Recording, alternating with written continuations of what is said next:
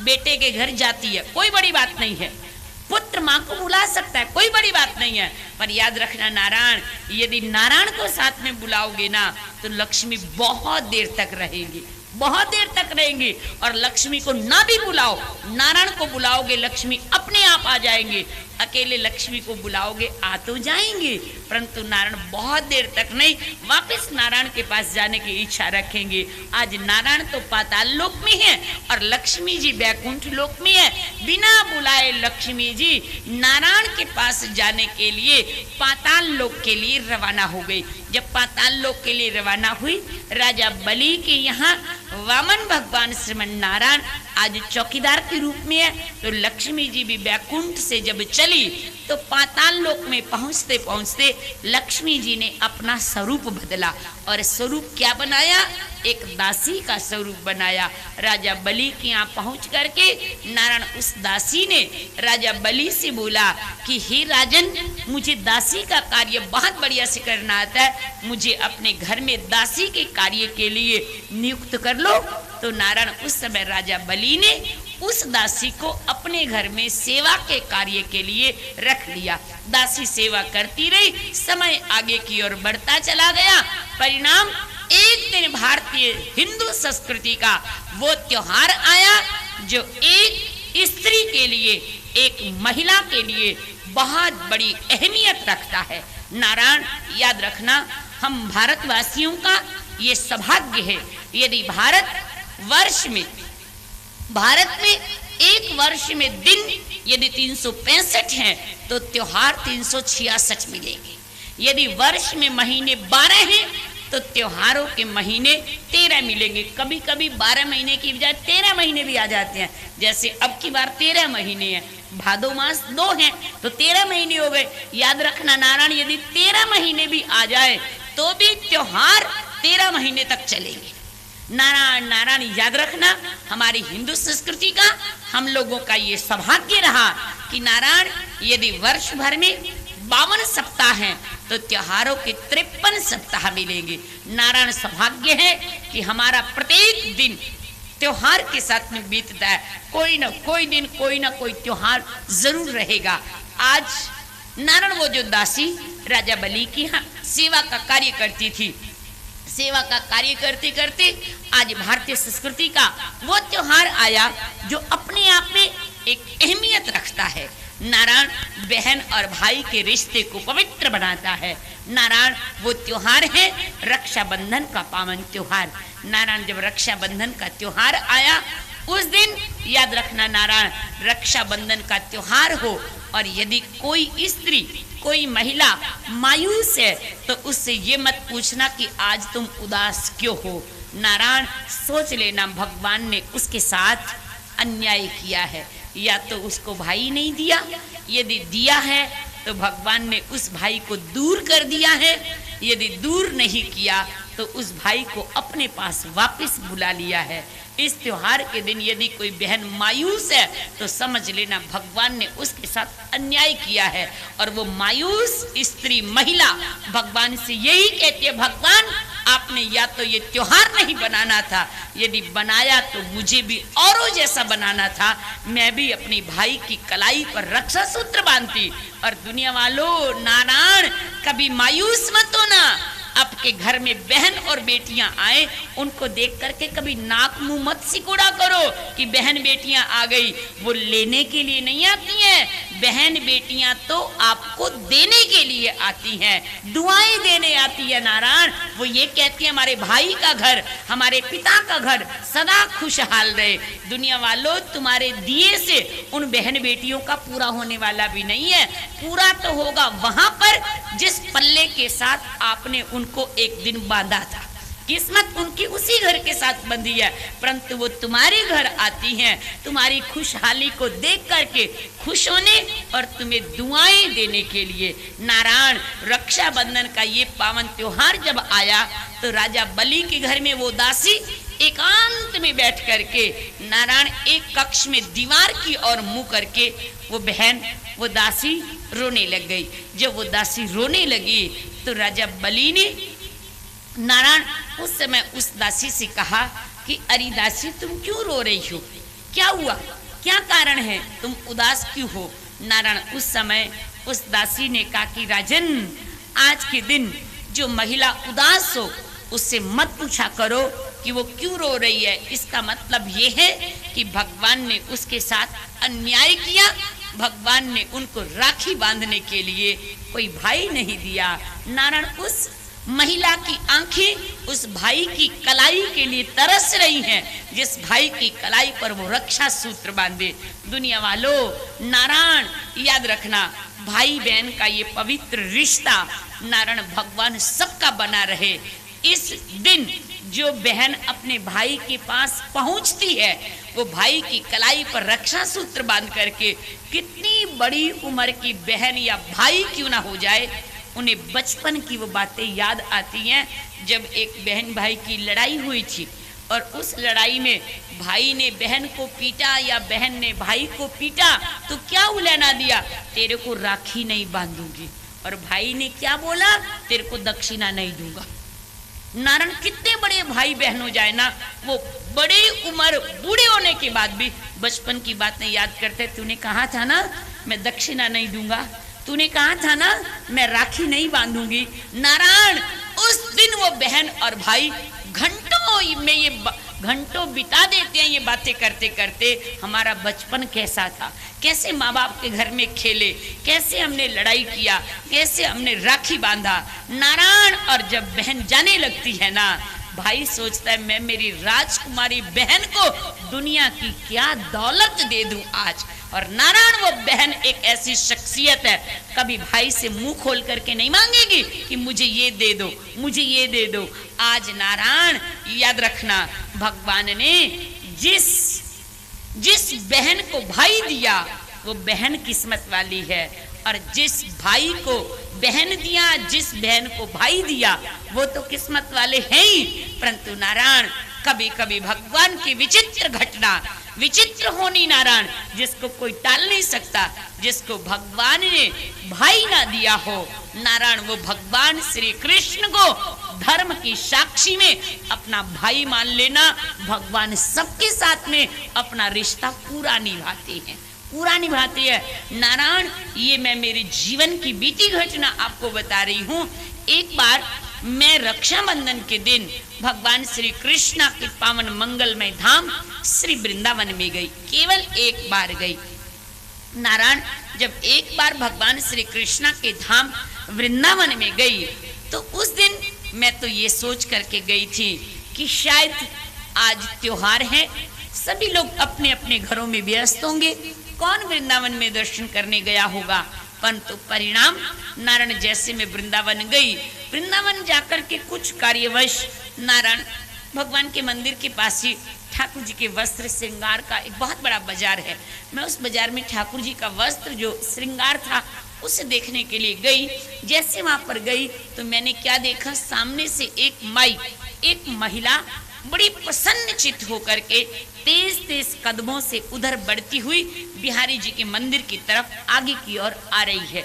मैंने उत्सुकतावश उसको देखा और देख करके मेरे मन ने ये कहा कि ये बहन यहाँ की रहने वाली तो नहीं है, कोई बाहर गांव से आई है। मैंने उससे पूछ लिया कि आप कहाँ से आई हो। उस बहन ने कहा मैं दिल्ली से आई हूँ। तो मैंने पूछा आप आज त्योहार के दिन यहाँ कैसे, अपने घर क्यों नहीं रही। उस बहन ने कहा मैं आज कृष्णा को राखी बांधने आई हूँ, भगवान श्री कृष्ण को दिल्ली से राखी बांधने आई हूँ। मैं कहा तुम भगवान को राखी बांधने आई हो। बोले हाँ, मेरा अपना कोई भाई नहीं था। मैंने ऐसा एक बार सुना कि जिसका अपना भाई नहीं है वो भगवान श्री कृष्ण को धर्म की साक्षी में भाई माने। तो मैं आज भगवान को जब राखी बांधने आई तो मुझे किसी ने बताया कि कृष्णा को अकेले राखी नहीं बांधते हैं, श्री राधा जी को पहले राखी बांधो बरसाने में जाकर के। तो नारायण इसलिए उस महिला ने कहा कि मैं पहले राखी बांधने बरसाने में गई। जैसे मैंने राधा जी को राखी बांधी और बरसाने से श्री वृंदावन धाम की ओर आई। अब इस बाजार से आगे की ओर जैसे मैं आ रही थी ना, तो दूर दूर इशारा करके बोली कि एक बहुत बड़ा साड़ी का शोरूम था। साड़ी के शोरूम के मालिक, साड़ी के शोरूम के जो मालिक थे नारायण अपनी अपनी जगह बैठा दोगे तो ज्यादा। वहां से भगवान श्री कृष्णा बिहारी जी के मंदिर की ओर आई तो परिणाम क्या हुआ कि एक बहुत बड़ी साड़ी का शोरूम था। उस साड़ी के शोरूम के मालिक अपने दरवाजे से बाहर निकले और मेरे को आकर के कहते कि अरे बहन तुम दिल्ली से आई हो? तो मैंने कहा हाँ। तुम्हारे पति का नाम ये है? वो माई कहती, मैंने कहा हाँ। तुम्हारे घर का एड्रेस, कॉलोनी, घर का मकान नंबर, तुम्हारा टेलीफोन नंबर ये है? उस माई ने कहा वो शोरूम के मालिक दुकानदार कहते हैं आप अंदर आओ। जैसे वो महिला अंदर गई, वो शोरूम के मालिक कहते हैं आपको हमारी पूरी दुकान में से जो भी 2 साड़ी पसंद हो वो ले लो। वो माई कहती है मैंने उस पूरी दुकान में से पसंद करके 2 साड़ियां ली और मैंने कहा इसके कितने रुपए हैं, मतलब कितने पैसे हैं? वो शोरूम के मालिक कहते आप ले जाओ, इसके पैसे तो चिट्ठी आई हुई है, कोई और देगा। मैंने कहा चिट्ठी आई, कौन देगा? उस समय नारायण दुकानदार के मालिक, उस दुकानदार ने, शोरूम के मालिक ने दिखाया कि ये चिट्ठी आई हुई है। उस छोटे से कागज के ऊपर लिखा है कि इतने बज के इतने मिनट पर आपकी दुकान के आगे से एक महिला जाएगी। उस महिला का ये नाम होगा, ये पता होगा, ये एड्रेस होगा, ये ठिकाना होगा, ये टेलीफोन नंबर होगा। उस महिला को अपनी दुकान में से 2 पसंद की साड़ियां दे देना और इसका बिल पेमेंट करेंगी। नीचे लिखा था राधा बरसाने वाली। जैसे नीचे लिखा था राधा बरसाने वाली तो नारायण वो माई कहती है मैं ये देख करके आश्चर्य में रह गई। शायद मेरी माँ का जन्म दिया हुआ सगा भाई होता तो मेरी भाभी भी मुझे ऐसी पसंद की साड़ी ना दिलवाती जैसे राधा जी ने दिलवाई। जैसे राधा जी ने मुझे बोला कि अपनी पसंद की 2 साड़ी ले लो। नारायण याद रखना, दुनिया हो सकता है रिश्ता निभाने में कहीं ना कहीं कसर छोड़ दे, कमी रख दे, पर भगवान कभी भी कोई कमी रखते नहीं है। नारायण नारायण जिनके अपने भाई हैं, भगवान करे बने रहे आपके भाई, उनको राखी बांधा करो। पर जिनके भाई भगवान ने नहीं दिए ना, मायूस मत होना नारायण। भगवान श्री कृष्ण को धर्म की साक्षी में अपना भाई मानना। भगवान जो पूरी कर देंगे शायद संसार करने में इतना पूरा नहीं कर पाएगा। नारायण नारायण। आज जब वो दासी राजा बलि के घर में रक्षाबंधन के त्योहार के दिन उदास थी और जब राजा बलि ने पूछा कि दासी तुम उदास क्यों हो, तो उस दासी ने कहा राजन आज के दिन जो महिला उदास हो उससे मत पूछा करो। उसका मतलब अर्थ ये है आज की उदासी का कि भगवान ने उसके साथ में अन्याय किया, उसको कोई भाई नहीं दिया है। राजा बलि ने कहा दासी उदास होने वाली कोई बात नहीं, तुमको भगवान ने भाई नहीं दिया तो क्या हुआ, धर्म अभी जिंदा है, धर्म अभी जिंदा है। लो धर्म की साक्षी में आज से मैं तुम्हारा भाई और तुम मेरी बहन, लो मेरी कलाई पर रक्षा सूत्र बांधो। जैसे ही राजा बलि ने कहा मेरी कलाई पर रक्षा सूत्र बांधो, उस दासी ने जैसे ही राजा बलि की कलाई पर रक्षा सूत्र बांधा। और नारायण कोई भी बहन जब अपने भाई की कलाई पर रक्षा सूत्र बांधती है ना, तो जगत के विधाता भगवान से ये दुआएं करती है जब तक ये धरती और अंबर रहे तब तक मेरे भाई की जिंदगी लंबी बनी रहे। प्रत्येक बहन ये कहती है नारायण। आज जब उस दासी ने अपने भाई राजा बलि की कलाई पर रक्षा सूत्र बांधा, रक्षा सूत्र बांध करके भगवान से दुआएं की, नारायण राजा बलि कहते हैं बहन तुम मुझे मिली भी तो कब मिली जब तुम्हारे भाई एक नाम के राजा है, पर देने के लिए मेरे पास तो कुछ भी नहीं है। मैं राजा नाम का हूं पर देने के लिए कुछ नहीं है। वो बहन कहती है भाई मेरे भाई बने रहे, मुझे क्या लेना है, मुझे कुछ नहीं लेना। भाई नाम की ताकत, भाई नाम की शक्ति, भाई नाम की हैसियत इस दुनिया में बनी रहे, लेना देना तो बहुत पीछे की बात है। परंतु राजा बलि ने अपनी उस बहन से कहा बहन मांगो, कुछ तो मेरे से मांगो। बहन ने कहा नहीं चाहिए। राजा बलि कहते हैं देने लायक तो नहीं हूं ना, मेरे पास कुछ है, पर पहली बार राखी बांधी, कुछ मांगो। मैं राजा नाम का हूं, मैं अब राजा मेरे पास राज्य नहीं है। वो बहन कहती है भाई समुद्र सूख भी जाए ना तो भी घुटने तक गीला उसमें फिर भी रहता है।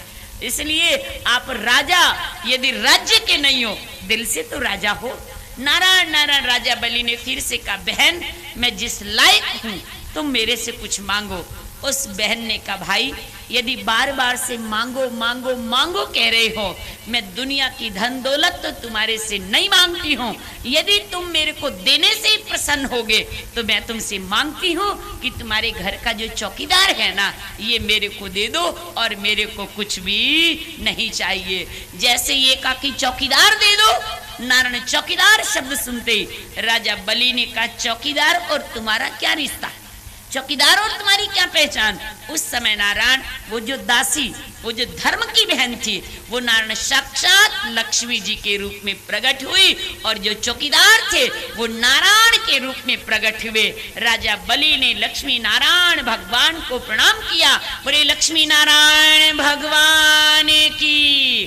जैसे लक्ष्मी नारायण भगवान को प्रणाम किया और राजा बलि ने कहा मैं कौन हो सकता हूँ आपको अपने घर में बांध करके रखने वाला, बैकुंठ में रहने वाले, आप तो सदा बैकुंठ में विराजेंगे, यदा तदा अपने दासों को भक्तों को संभालते रहा करो। भगवान ने कहा तथास्तु। लक्ष्मी नारायण भगवान बैकुंठ की ओर प्रस्थान कर गए। जैसे बैकुंठ की ओर प्रस्थान किए, मार्ग में चलते चलते लक्ष्मी जी ने नारायण से कहा देखा नारायण गए तो थे देवताओं के कहने से राजा बलि का सब कुछ लेने और अपना आप भी दे बैठे। नारायण यदि आज मैं ना होती तो सारी जिंदगी चौकीदारी करते, तुमको कोई छुटाने वाला नहीं था। सच नारायण यदि ये माया ना हो ना लक्ष्मी, यदि ये पक्ष ना हो तो बुरा नहीं मानना, एक बार के लिए जरा इधर पर्दा लगा दो, जो ये पक्ष है यहाँ पर्दा लगा दो और फिर मैं यहाँ कथा सुनाऊं। जरा सोच करके सोचो क्या बनेगा पीछे। और एक बात बताओ नारायण यदि ये पक्ष ना हो ना तुम कितना भी कमा लो कोई खर्च करने वाला भी नहीं, खर्चा ही सारा ही नहीं का।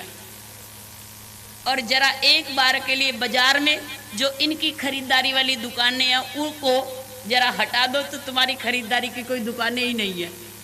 नारायण जितना कुछ माया, जितना कुछ पसारा, जितना कुछ लेना देना, जितनी कुछ हाय तपड़ है ये सारी इनकी है। नारायण पुरुषों का क्या है, एक सफेद चोला पजामा हुआ और 10 शादी निकाल ली और ये पहन ले दूसरी साड़ी शादी में, पिछली बार पहनी थी आज अब क्यों पहने। ये सारा खर्चा यहीं से शुरू होता है। नारायण पुरुष समाज का क्या है, नारायण पहना एक ड्रेस से 10 शादी निकाल दे, वही काली पैंट वही सफेद शर्ट, चलेगा 2 साल तक ठीक है, तीसरी ले ले तो ठीक है, नहीं ले तो ठीक है। और इनको प्रत्येक साड़ी के साथ की मैचिंग सारी ज्वेलरी चाहिए, सिर से पांव तक सब कुछ चाहिए। नहीं है तो शादी में जाने की, ना होगा तो जाएंगे, सारा खर्चा ही यही का है। नारायण नारायणी देवी कहती है नारायण यदि मैं ना होती तो आपको कोई बचाने वाला नहीं था। नारायण कहते यदि तुम ना होते तो कोई लफड़ा ही नहीं था, इस दुनिया में सारे झगड़े ही तुम्हारे को लेकर के शुरू होते हैं।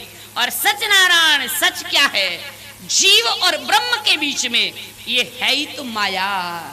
नर और नारायण में तो नारायण कोई दूरी नहीं थी यदि ये माया ना होती तो, यदि ये माया ना होती नर और नारायण दूर नहीं थे।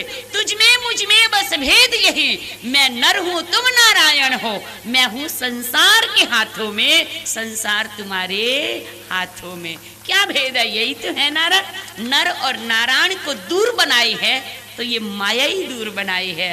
नारायण नारायण आज नारायणी देवी लक्ष्मी ने कहा कि हे नाथ यदि मैं ना होती तो आपको कोई राजा बलि के यहाँ से छुटाने वाला नहीं था।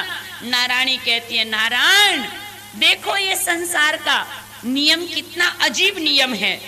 लोग आते हैं नारायण आपके मंदिर में और आपके सामने मुझे मांगते हैं और आप मुस्कुराते हुए देखते रहते हैं, उनको कुछ बोलते नहीं है।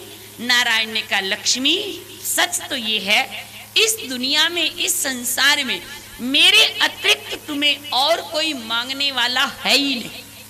तुम जो ये कहते हो ना और दुनिया के लोग मांगते हैं, मेरे अतिरिक्त तुम्हें कोई मांगने वाला नहीं है। नारायणी ने कहा सब लोग आते हैं और आप कहते हो मेरे अतिरिक्त कोई मांगने वाला नहीं है। नारायण ने कहा देवी ये तुम्हें भूल है, ये तुम्हें भूल है कि मेरे अतिरिक्त तुम्हें कोई और मांगते हैं। यदि तुम्हें विश्वास ना हो तो सिद्ध करके दिखा दूं। नारायणी ने कहा दिखाओ। इस दुनिया में नारायण आपको लोग नहीं मांगते हैं, कोई नहीं मांगेंगे नारायण भगवान हमारे घर आ जाओ, कहेंगे लक्ष्मी मेरे घर आ जाओ। भगवान कहते हैं नारायणी लक्ष्मी मेरे अतिरिक्त में कोई मांगने वाला नहीं। नारायण कहते सिद्ध करके दिखाओ। लक्ष्मी जी ने कहा मैं सिद्ध करके दिखा देती हूँ, मेरे अतिरिक्त को में तो इस दुनिया में कोई चाहने वाला नहीं, सब लक्ष्मी को चाहती है। भगवान ने कहा चलो। तो नारायण और नारायणी, भगवान श्रीमन नारायण विष्णु भगवान और लक्ष्मी जी, नारायण चलते चलते बैकुंठ में चल करके पहुंचे। कहा? नारायण एक शिव भूमि के रास्ते में, नारायण शांति वन के रास्ते में, समझ गए आप, रामबाग के रास्ते में, एक उस रास्ते में पहुंचे। और रास्ते में जाकर के नारायण एक बहुत बड़ा बड़ का पेड़ था, बड़ का पेड़ था। उस बड़ के पेड़ की घनी छाया में नारायण और नारायणी छिप करके बैठ गए। परिणाम क्या हुआ? नारायण नारायणी छिप करके जब बैठे तो इतने में एक जनाजा आया। जनाजा मतलब जन समूह, बहुत सारे लोग आए और 4 लोगों ने एक व्यक्ति को अपने कंधे पर उठाया था और कुछ राम का नाम बोलते हुए जा रहे थे। नारायण भगवान और नारायणी ने इस परिस्थिति को देखा। बहुत सारे लोग जब आगे निकल गए और बाकी बिल्कुल अंत में, लास्ट में, अंतिम पड़ाव के 4, 5, 8, 10 व्यक्ति जो थे वो भी साथ साथ उस जनाजे के जन समूह के जा रहे थे। चलते चलते 4, 5, 10 व्यक्ति जो थे उन्होंने जैसे पार किया उस वृक्ष की छाया को, लक्ष्मी जी ने क्या किया? वृक्ष के ऊपर बैठे बैठे अपनी दोनों मुट्ठियां मसली और मुट्ठियों में से सोने की अशर्फियां, सोने के सिक्के गिराने शुरू कर दिए। जैसे ही सोने के सिक्के वृक्ष के ऊपर से नीचे धरती पर, सड़क पर गिरे और नारायण सिक्के गिरते खन खन की आवाज आई ना। इंसान इतना खतरनाक है नारायण, लोहे का सिक्का भी गिर जाए ना तो भी अपनी पहले जेब पकड़ेगा, फिर लोहे के सिक्के जहां गिरा वहां पर देखेगा। नारायण जब लोहे के सिक्के की आवाज को इंसान भूल नहीं सकता, तो जब सोने और चांदी का सिक्का गिरेगा तो